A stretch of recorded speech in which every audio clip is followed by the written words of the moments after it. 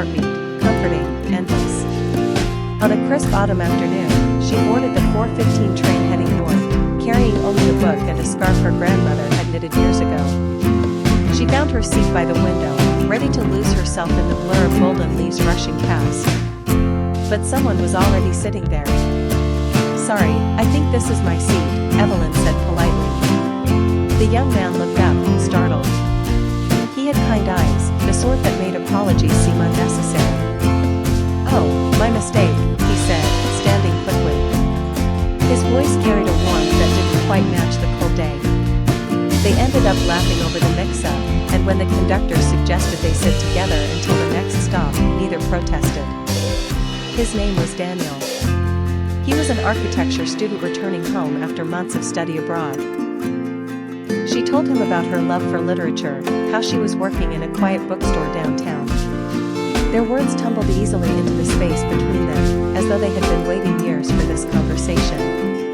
When the train slowed at a small station, neither wanted to move. Evelyn thought about standing, but Daniel's eyes caught hers, holding her there. "Stay," he said simply, and she did. The ride stretched on. They shared stories, laughter, and even silence that felt far from awkward. Evelyn noticed how the setting sun painted his face in shades of amber, how his smile seemed to fit perfectly into the rhythm of the passing landscape. Daniel noticed how her voice softened when she spoke of her dreams, how her fingers lingered on the edges of her book as if she carried whole worlds inside her. By the time the train reached its final stop, night had fallen. Evelyn felt an ache in her chest, strange, new, but undeniable. She had known Daniel only for hours, yet it felt as if their meeting had been written somewhere long before this day. As passengers filed out, Daniel hesitated. Then, with a quiet courage, he asked, "Would you like to take another journey with me sometime?" Evelyn smiled, tucking her scarf tighter around her. "Yes," she whispered, certain. And in the cool night air, beneath the fading echo of the train, two strangers carried away the beginning of something beautiful, something that, like autumn itself, felt fleeting yet eternal.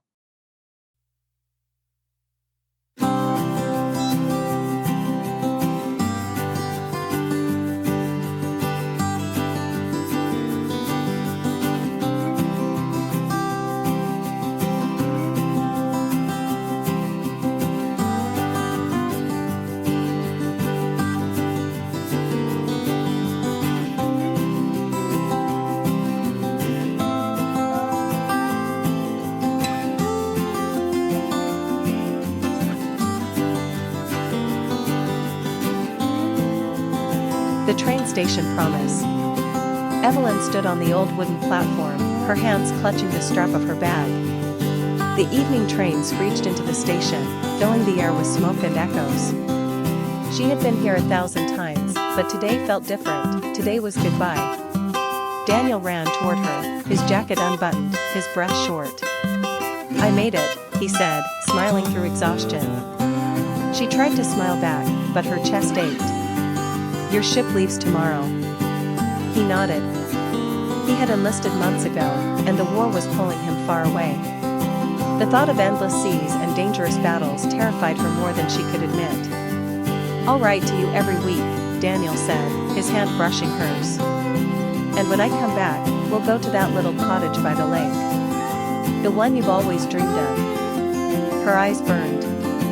"And if you don't come back?" He gently tilted her chin until she met his gaze. "Then you'll know I loved you until my last breath." The whistle blew. Passengers hurried aboard. Evelyn felt her heart pulling in two directions, part of her wanting to beg him to stay, the other knowing she had to be brave. He leaned down, kissed her forehead, and whispered, "Wait for me." The train carried him away, his figure fading behind the smoke. Evelyn stood alone, the station suddenly too quiet. Days turned into months. Letters came, sometimes late, sometimes torn, but always filled with his careful words. She read them under the lamplight, clinging to every promise. Each one kept her alive through the silence of his absence. Then one spring morning, years later, she heard footsteps on the platform again. She turned, her breath caught in her throat. It was him, leaner, older, a scar on his cheek, but his smile was the same. Daniel dropped his bag and opened his arms. Evelyn ran to him, tears streaming down her face.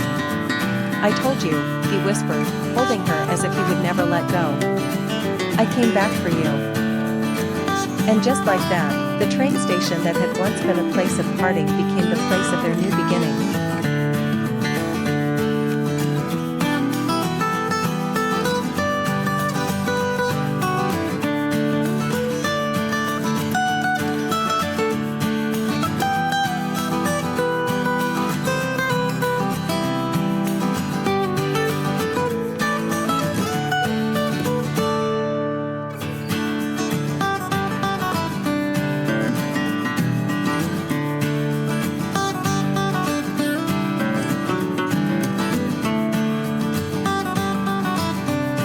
The bridge at sunset.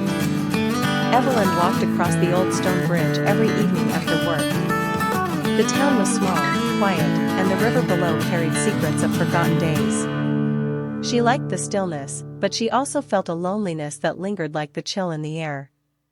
One evening, as the sky turned golden crimson, she noticed a young man sketching at the far end of the bridge. His head was bent, his pencil moving quickly across the page.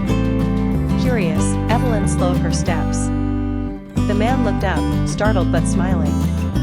"Sorry," he said. "I didn't mean to stare, but the way you stood by the light, well, it felt like something I had to capture." Evelyn's cheeks warmed. "You were drawing me?" He nodded, embarrassed. "I'm Daniel. I sketch what feels alive. Today, that happened to be you." For reasons she couldn't explain, she laughed. The sound echoed across the water.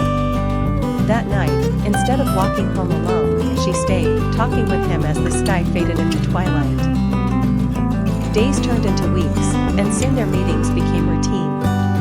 Daniel would be there with his sketchbook, Evelyn with her stories of the day. He listened as though every word mattered. She found herself looking forward to that bridge more than anything else. One evening, rain threatened the horizon. Evelyn almost stayed home, but something pulled her to the bridge. Daniel was waiting, drenched but smiling, holding a piece of paper carefully under his coat. "This is for you," he said, handing her a drawing.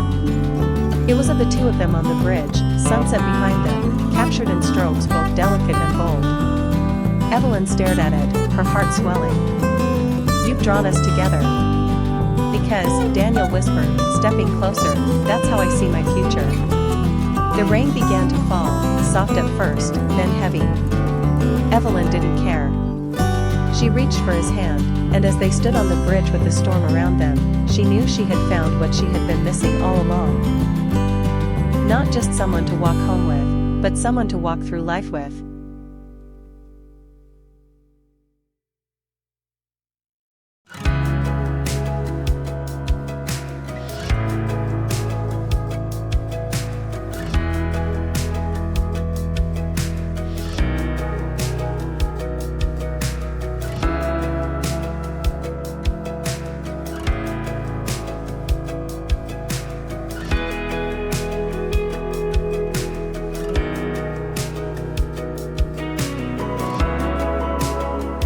The promise of autumn. The first time Emma met Daniel was on a chilly autumn afternoon. The campus library was almost empty, golden leaves pressed against the tall windows, and she was struggling with a stack of books far too heavy for her. Daniel appeared out of nowhere, steadying the pile with a quiet smile. "Careful," he said softly. "Some of these look like they might weigh more than you." Emma laughed, embarrassed, but something about his gentle eyes stayed with her long after he walked away. Days turned into weeks, and their paths began to cross more often. Sometimes in the library, sometimes in the cafe across the street, where Daniel always ordered black coffee and Emma, sweet tea.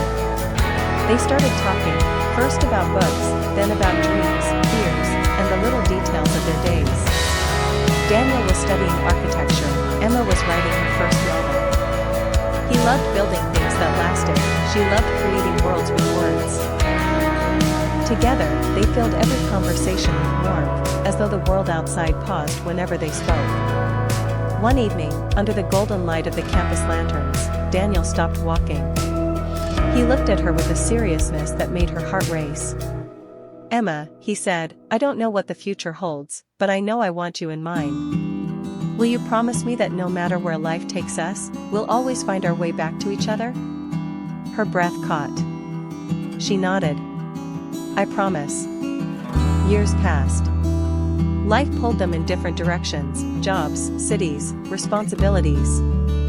There were long months of silence, moments when it seemed their story had ended. Yet, every autumn, when the leaves turned gold, one of them would reach out. A message. A call. A quiet reminder of the promise they had made.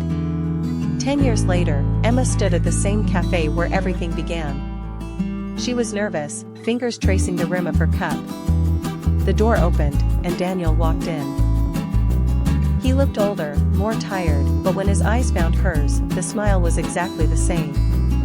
He sat down across from her. "You kept the promise," he whispered. "So did you," she said, tears brimming. Outside, the leaves drifted gently to the ground, as if the whole world had been waiting for this moment. And just like that, the love that had once begun with a simple act of kindness started anew, stronger than time, steadier than distance, as eternal as autumn itself.